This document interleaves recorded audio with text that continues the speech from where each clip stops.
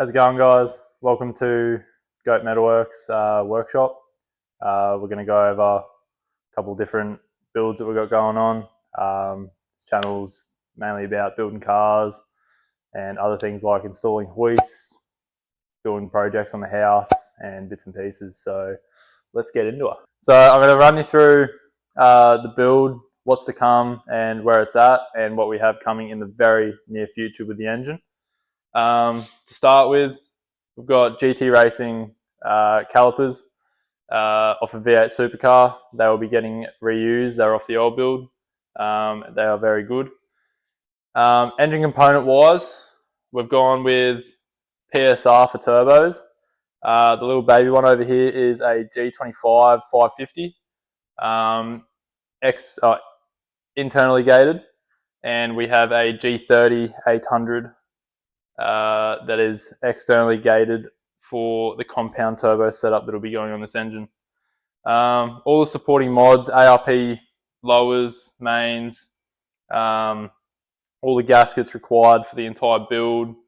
We've got new rings, gudgeon pins, whatnot, and a new dual row timing chain, which is good for these YD25s. All the old stuff from not only this engine but the old engine. So we've got two of everything, 8 injectors, 2 of every bolt, 2 of every nut, and anything that you can need. So everything for it is right here, semi-labelled, not really. So I've got to kind of figure out where it all goes. Balance shaft will be getting taken out as it is getting sent away into the machine shop to get all balanced. We have 2 heads, and I also take them to the same place to decide which head is the better one to use. Got our pistons, like I said before, new rings and everything. They'll be getting sent away as well as a crank. Now the crank is what the issue was on the last engine. It snapped in half.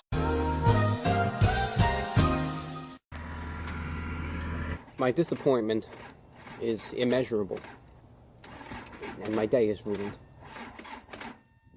So the studs, the ARP studs, should prevent that for the future, but that will also be getting sent away to get crack tested and balanced, as well as everything else.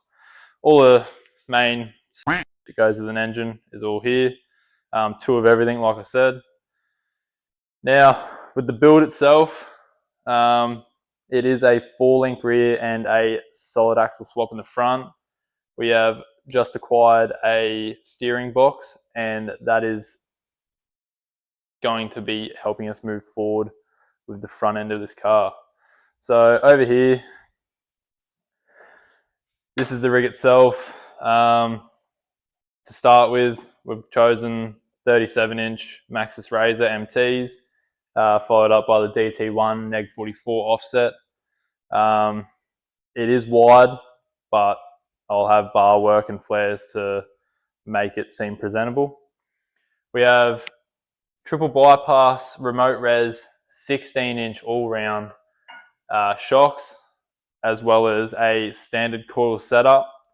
Being that this is going to be a touring rig that will not only go around Australia but most likely overseas later on in life. Personally, coilovers just didn't seem right. They don't ride the greatest. Well, they do ride alright, but they're just, things like towing trailers and how this car is going to be used. I'm not going to be jumping it every 5 seconds, so a standard setup in the front is all I needed. GU front and rear diffs with bracing, all done in-house, and it has also been taken away from the standard trailing arm setup to a 3-link, which will make it a lot better for the flex, especially for the 16-inch. So far, we've gotten to the point where we have the shocks and everything all mounted up, as you can see, obviously. The coil towers, not the coil towers, the shock towers were just made recently. They were having issues with the brake booster heights and all that, so she's been adjusted and it should work still the same. Like I said before, we have a steering box now, so we can set the panhard rod or panhard bar, steering, and be able to get this thing standing on its own steam. You'll notice the pumpkin is on the left and not the right, as most standard builds would show. The transmission is a bit of a hard one to figure out, but I do have an idea, and for the future it might be able to be worked for other people as well, so you don't have to go through the issue of flipping diffs, because if this ever breaks, the last thing I want to do is redo a diff. Like I said, standard bracing, just got to do my knuckle braces and a full rebuild kit in the diff, and it should be good. Same with the brake calipers that you've seen earlier, they will also be installed in there. The arms on the front and rear, they are much longer than standard. Even a long arm kit in the rear, these are longer. And the front is, I think, about 100mm longer than a long arm kit from PSR, I believe, that make them. So it just allows for the 16-inch shocks to work efficiently and not have dramas. On the rear, she's pretty well where I want it. Everything's at mock-up stage at the moment, so these arms that are all being used are only for mock-up.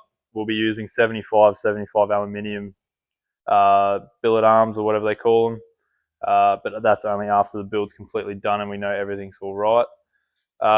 Shock towers, all made in-house, and we also have the core tower brace as well as 2.5 by 2-inch bump stops on all four corners as well.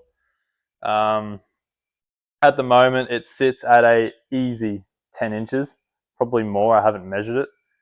It's actually kind of ridiculous, but after the build is finished and done and we have weight sitting on it is when we can decide what coils to use overall. We have standard 90-litre GU fuel tank. No point on going anything too crazy. It's hidden under a tray anyway.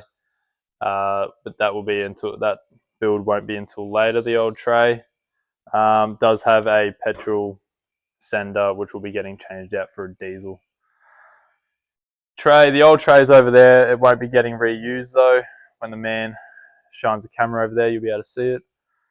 And the rear diff also has a pre-installed PSR brace kit on it. Otherwise, I would have just made one myself, but it will do.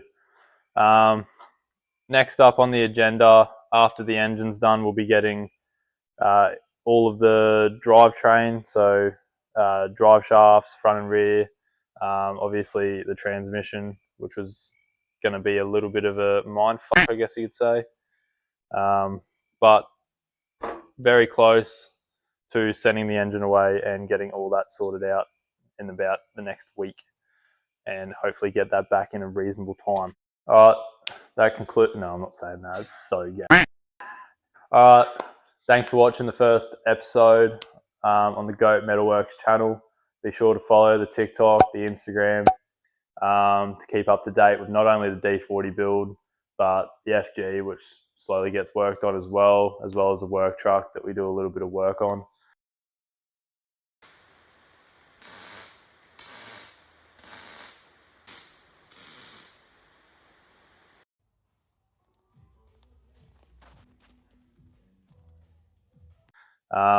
Little bits and pieces like that aren't automotive related, like installing car hoists and whatnot, will also be in the YouTube. So stick around. A lot of that's being done very, very soon. And like and hopefully subscribe. Righto, hope you guys enjoyed the video. Here's some cinematic clips I've got.